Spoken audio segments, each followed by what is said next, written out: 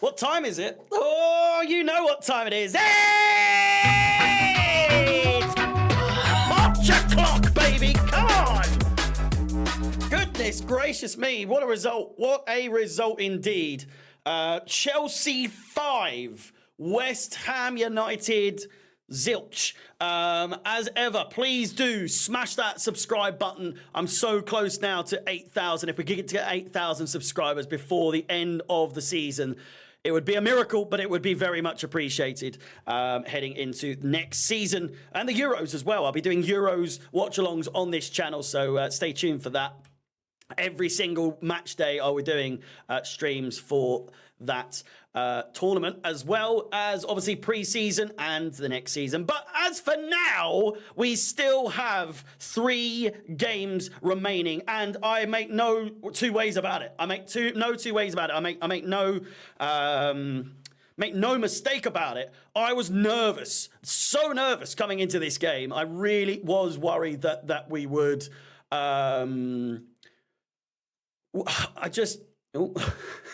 Excuse me. I really did think that we would absolutely bottle it and capitulate, and I was just concerned. I was just lacking confidence this morning, thinking we're so close. We're so close. We're still in this. We're still in this fight. We're still in with a chance here of European football. Man United and Newcastle still have to face each other. They've still got to, Man United still have to face Arsenal. They've got Crystal Palace tomorrow. We've now played more games than Manchester United. So the ball is now in our court in terms of they're chasing us. I know we're level on points at the moment, and we'll take a look. Here we go at the... This is the table as it stands, I believe, unless I am mistaken. It is still Bournemouth in 10th and so on and so forth. Listen, it's all to play for. Newcastle in 6th, Chelsea in 7th, Man United in 8th. You know, to just 2 points separating us and Newcastle. Again, we still they still have to play each other. It's going to be tight. I do think it comes down to goal difference, as I said on the stream. It is great. It is fantastic. It is brilliant that we have come away with 5 goals there and a clean sheet, rectifying in so many ways the defeat to Arsenal last week. Which, again, very unnecessary to be conceding 5 goals in a game like that. And so to get those 5 goals back, absolutely fantastic for us. And it's only going to give us confidence coming into the back end of this season. Now, obviously, we do still have to play Nottingham Forest next, of which we went through and found out that our record is not good against them. We have, not beaten them since they joined us in the Premier League 2 seasons ago now, I think. And we still got Bournemouth. We still got Brighton before that game.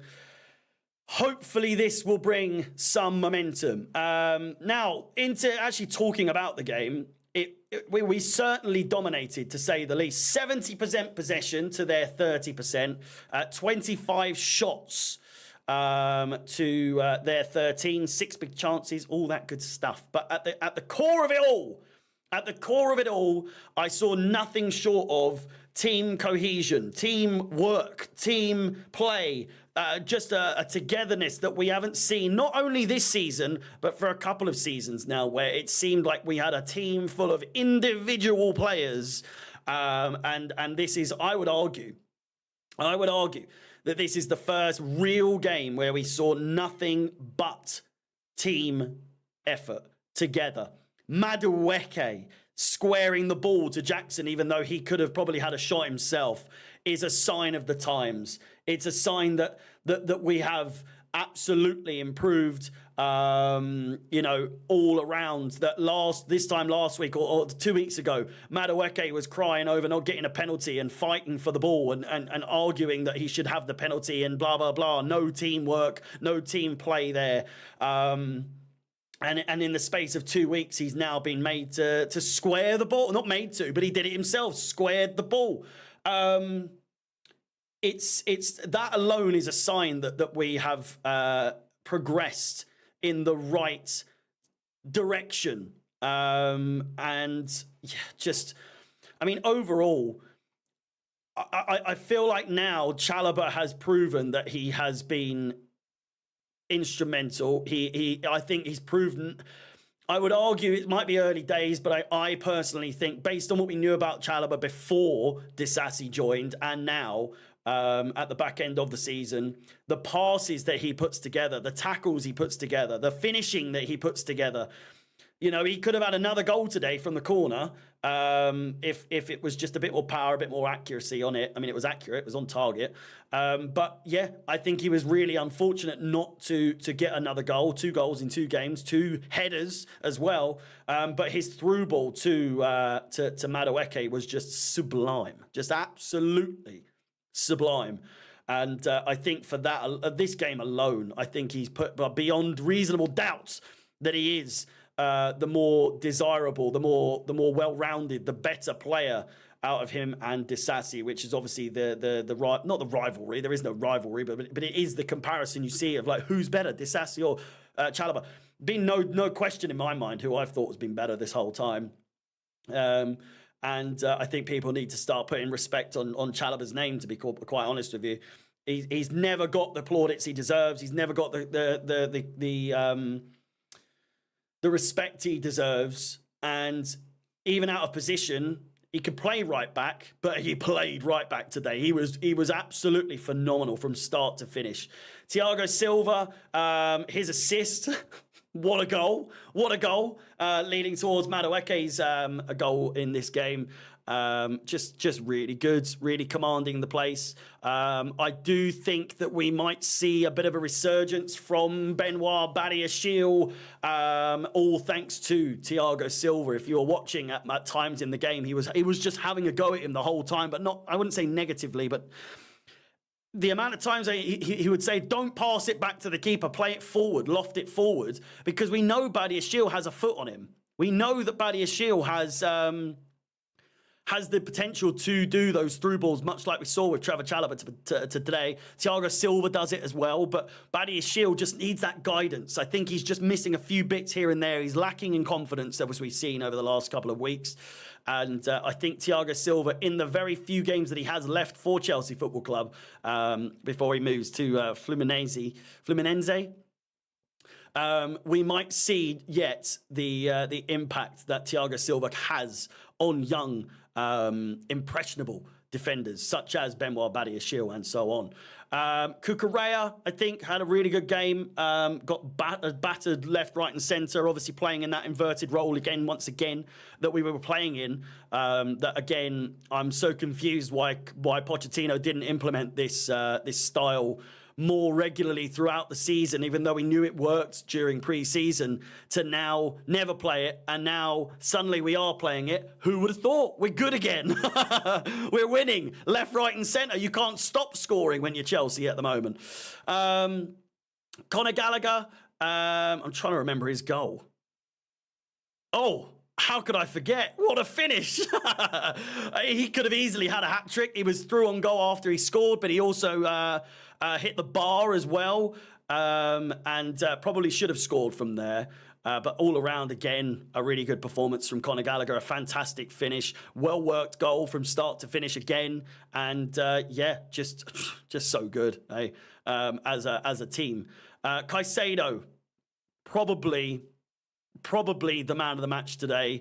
And he didn't get booked. Someone said, John said in the chat, he didn't get booked. Can you believe it? It's a magnificent day when Caicedo doesn't get booked, especially when he has the impact in the game that he has done today.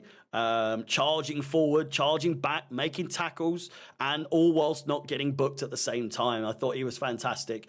And it's good to see him finally showcasing how good he can be to the likes of myself, who have really struggled to see what it is that he's supposedly so good at. And now we're seeing it on a weekly basis, on a game-to-game basis.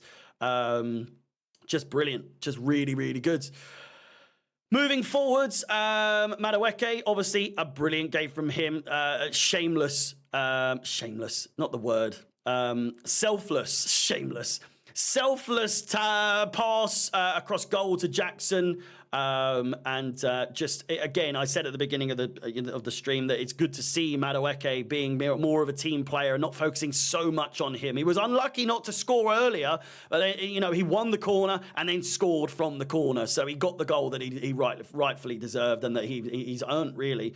I would argue that Madueke was man of the match. Maybe even Jackson. I mean, Jackson did get 2 goals and an assist. So although Caicedo absolutely bossed it in the middle, ran the game from start to finish more or less through that middle channel, you would argue that Jackson and Madueke could easily be man of the match as well. With that said, Jackson, brilliant, really good, proving the haters wrong, proving the doubters wrong, that he can finish under pressure as well. Just an all-round really good performance from him once again.